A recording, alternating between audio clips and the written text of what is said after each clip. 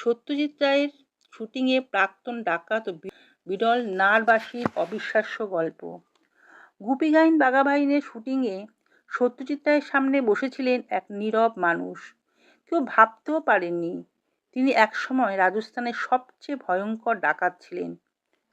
শওকত আলী যখন মন দিয়ে সাতারা বাঁশি বাজাচ্ছিলেন, তখন তার পাশে চুপচাপ বসেছিলেন এক ব্যক্তি, বিশাল গোঁফ, কঠিন চেহারা। তাকে দেখে কৌতূহল হওয়াই স্বাভাবিক। পরিচয় জানতে গিয়ে সত্যজিৎ রায় বিস্মিত হলেন। তার নাম কর্ণভিল। একসময় তিনি ছিলেন রাজস্থানের দুর্ধর্ষ ডাকাত।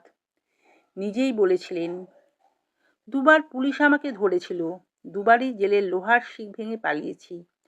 তৃতীয়বার ধরা পড়ার পর আমার শরীর থেকে 2 বাটি রক্ত বের করে নেওয়া হয়েছিল। তারপর আর আগের মতো শক্তি রইল না। বছর 7 পরে সোনার কেল্লা ছবির শুটিংয়ে আবার দেখা হয় কর্ণভিলের সঙ্গে।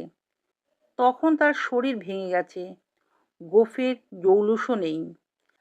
সে সময় তিনি আর এক বিস্ময় দেখালেন। হাতে তুলে নিলেন রাজস্থানের বিরল লোকবাদ্য নার। প্রায় 2.5 হাত লম্বা এই বাঁশি বাজানোর সময় শুধু ফু নয়, শিল্পীর গলাতেও একসঙ্গে সুর চলতে থাকে। বাঁশির গভীর ধ্বনি আর কণ্ঠস্বর মিলিয়ে তৈরি হয় এক অপার্থিব সঙ্গীত।